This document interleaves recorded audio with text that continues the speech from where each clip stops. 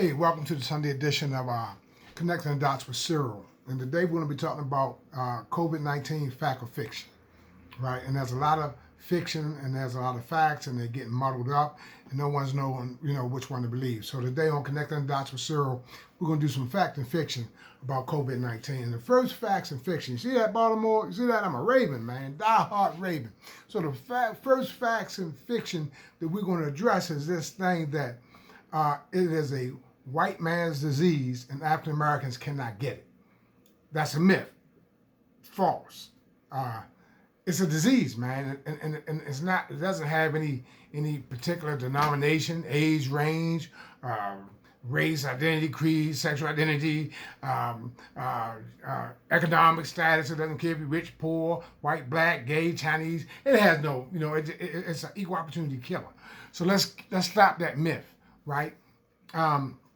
And that myth was perpetuated because there was a saying that it was only a disease that affected older people with underlying conditions, right? That's a partial fact and a partial myth, right?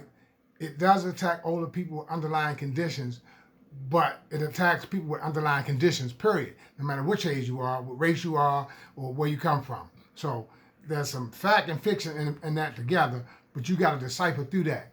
So the reason that it's dangerous to African Americans is we mostly have underlying health conditions based on where we live, what we eat, how we eat, and what we do, and when we go to the hospital and when we don't. Now, there's another population that's at greater risk for this, and that's the homeless population and also the addicted population, be it alcohol, drugs, whatever. All three of those populations have a lot of underlying health issues, especially the homeless. They don't go to the doctors, especially those who use drugs or drink alcohol, because they very seldom get seen by doctors, and they mostly always have underlying health conditions. So we got, and these are very big populations in most urban and rural communities. Because homelessness is not conditioned on where you live, what you got. Every state has homeless. Hell, they living outside of Washington, D.C. in the White House. They have a homeless camp, right? So the homeless is everywhere. And they tend to have underlying health conditions, right? Substance abusers are everywhere. They're your doctors, your lawyers, they're your priests, they're your, they're everywhere. They're part of the fabric of our society everywhere. So, and they typically tend to have underlying health conditions, right? And so, fact or fiction. Underlying health conditions are simply diabetes, high cholesterol, high blood pressure, gout, malnutrition. So it's an array of things that are considered underlying health conditions that can affect any age group, in any race, and any nationality. So we can get away from that. Fact or fiction that the 6 feet was sufficient for reducing social distancing, reducing transmission rates. Again, it's a little both, because a cough and a sneeze can go 27 feet. That's according to, and it's been out there, so that's according to MIT and other people who have been studying this for a lot longer than COVID's been out. So this isn't something that was just found out because COVID-19 is here. This has been studied, hell, it was even studied on that TV show, right? So it can go, a cough or sneeze can go 27 feet and then begin to dissipate, right, into the atmosphere. So, fact or fiction, is 6 feet sufficient? No, never was. But how can we tell people to go stand 27 feet apart? So it never was, but it was. So it's that part of that fact and that fiction, right? So, fact or fiction, does masks reduce the transmission of COVID-19?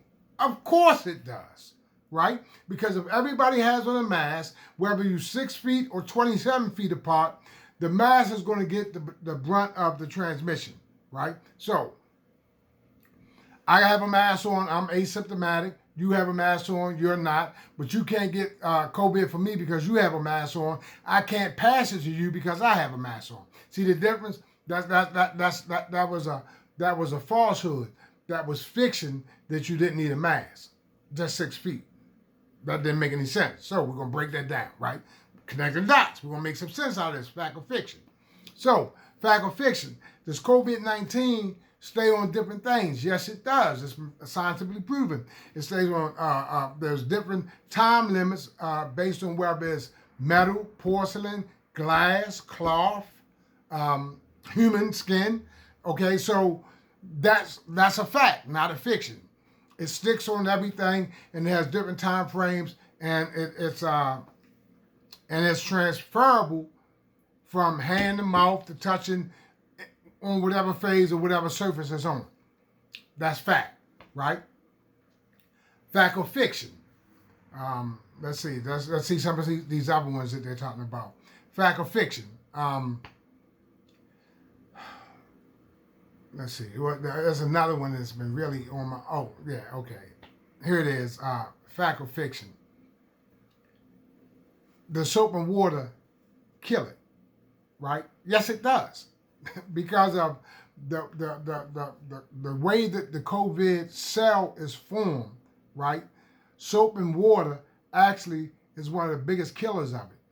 That's why detergents and things of that nature work better in washing your clothes, washing down everything, and it's because it does. It's one vulnerability is the soap and water. But how long will that last? We don't know. Okay, fact or fiction? So, fact or fiction, is it able to mutate? Yes, all genes mutate. All genes learn. That's what transcription means. All genes learn, and then they continue to learn, and they continue to try to make themselves better. So what they continue to do is weed out flaws in their genetic makeup to make itself more vulnerable, to make itself more stronger. That's a fact, not a fiction. So the thing learns. All things learn. Everything learns. It seems like humans don't learn. We just keep doing the same thing over and over again. So probably that's why we're a parasite on the planet, because we won't learn. We won't adapt, overcome, and figure out how to coexist. So, fact or fiction, right? Can we technically open the government up by May the 1st and small swaths around the country where there is less COVID?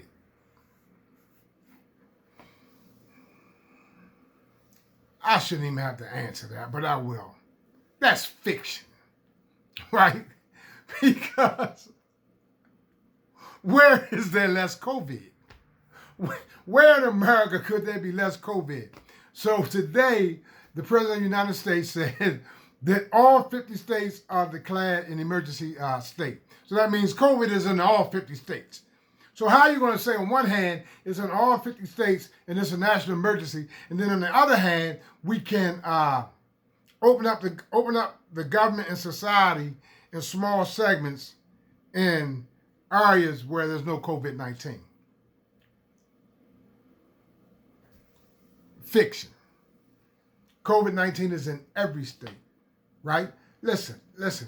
COVID-19 was just found in an Amazonian tribe that has almost no contact outside of itself. And their tribe members have come down with COVID-19. So, fact or fiction? Is it in the air? Does it travel on the water? That's not soapy? How does it travel? So, fact or fiction? Right? Fact. They can figure out how many people are infected with COVID-19 by testing the wastewater in that city. That's a fact. So say because we're testing at such an abysmal rate, we are testing so abysmally. We have 4 or 5 different tests out here. Now they're talking about the rapid test. They're talking about this. Man, well, listen, America is so far behind testing. It was something that works that it's almost laughable, except for the laughability stops because people die from lack of testing. So let's get to this. So, fact or fiction, right? No, they can see how many people in a particular area based on the amount of wastewater, the amount of human waste that we are expending by using the toilet is really in that particular population, in that particular city, in that town, in that residential community. right? So the example was Massachusetts, that Massachusetts said technically only had 449 cases registered on the books. But according to the calculations from testing the wastewater in Boston, Massachusetts, it found out that they probably have about 2,300 people with COVID-19, which means 449 tested versus 2,300 estimated from the wastewater, the urine, the feces that's been expelled all across the toilets in that particular metropolitan. So we already know that we are testing so low that the actual numbers are really higher. So, fact or fiction? They'll keep telling you that there is these big bursts of COVID cases now in a particular city, town, district, zip code, or whatever. It's really not that, right? What it really is the test just came back for that particular area, city, state, or whatever.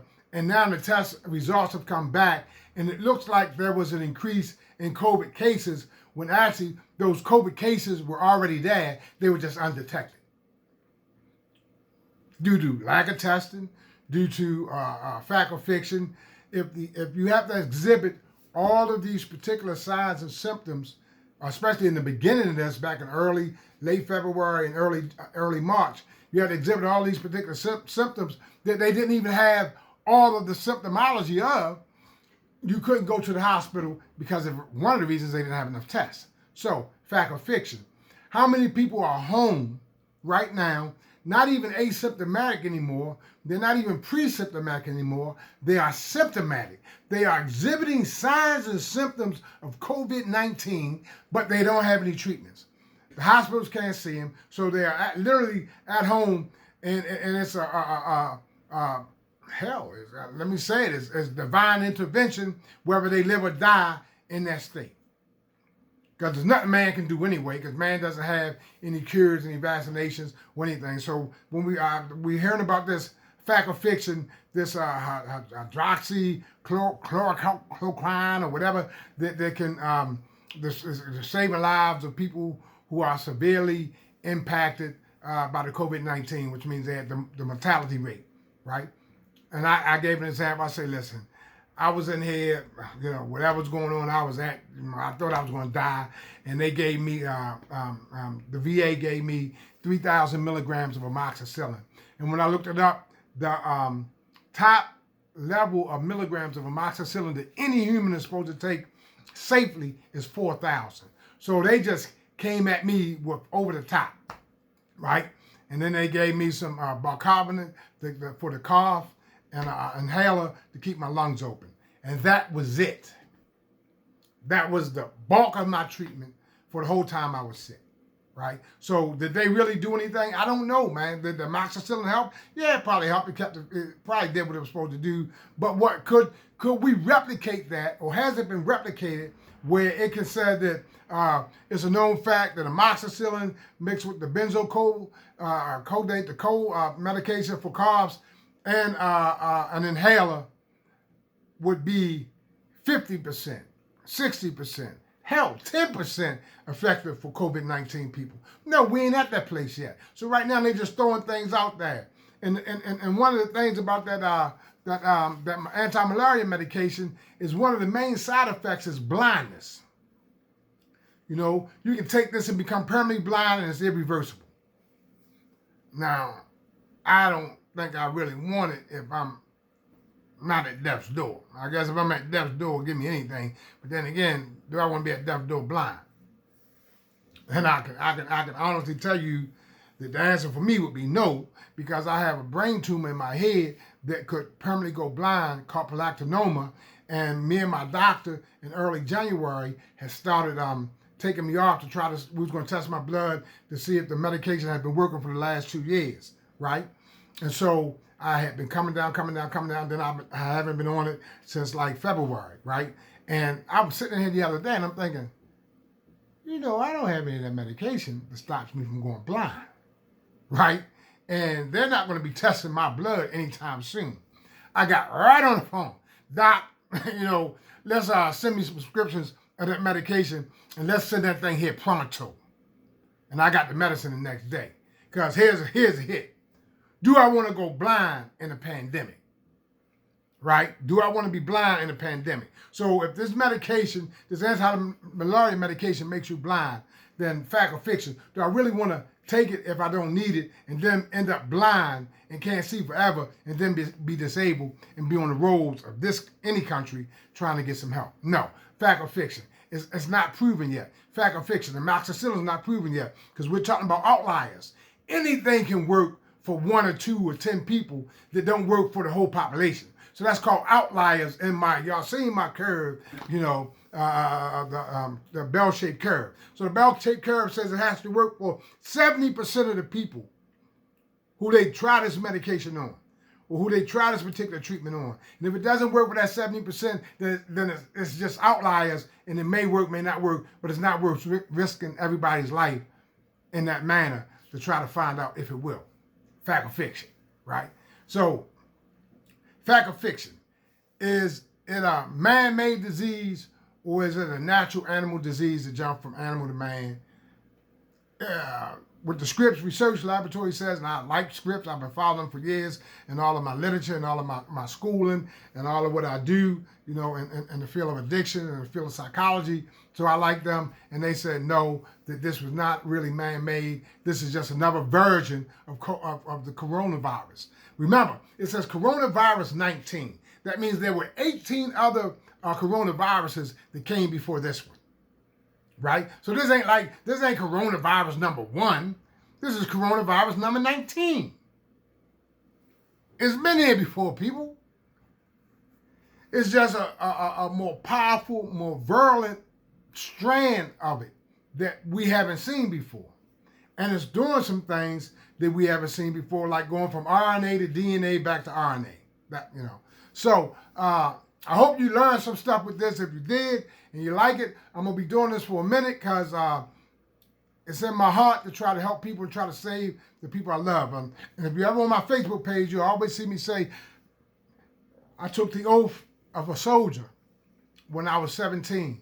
And at 59, I still live by that oath. I still live by that creed. This is my country.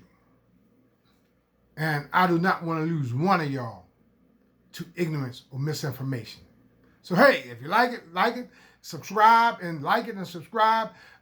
Copy me, put me on your friends' text messages and send me around the country, send me around the world. I did something on the governor in Maryland was having a conversation. He was telling us a briefing, and I put in a couple of my podcasts, and the lady came back. She said, so explain to me how, why bars are open and churches are not from that podcast. And this was during the same time that the governor was having his coronavirus briefing. And this lady, and once we kept talking and texting, she said, thank you, now I understand. She said, because you're right.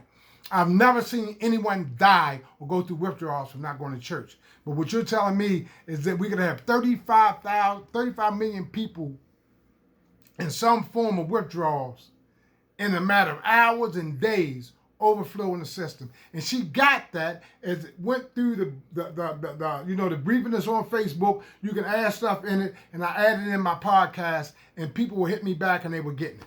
So listen, if you like me, like me and subscribe. And if you don't like me, you ain't gotta like me, but still, if you like what I'm saying and you understand it, you can copy the text and put it on a text message and send it to everybody on your phones, right? And then that way they can upload it, and if they like it, they can do the same. Hey, check it out. Connecting the Dots with Cyril. Check me out on YouTube. Listen, man, I'll say this to you, and I said it in the beginning, the first one I've ever done, and I'm going to tell you this again. My job, my only job, every day that I'm awake, my only job when I open my eyes is to save one. It used to be to save one from addiction, right? It used to be give enough information that one person, I hope 10, 20, 100 would get it, but my job is to save one, right? So now we done flipped the script. We're in the COVID-19. Guess what my job is? My job is still the same. It's to save one. It's to save one from ignorance. It's to save one from misinformation. It's to save one from dying from lack of misinformation. It's to save one. And guess what your job is? If you heard me, you believe me, you like me, you understand me, then your job is to save one. Pass me on. Listen, I'm not selling this. I'm not going to see advertisement on my page. I'm here to save lives. Hey, check me out. Connecting the dots with Cyril. See ya.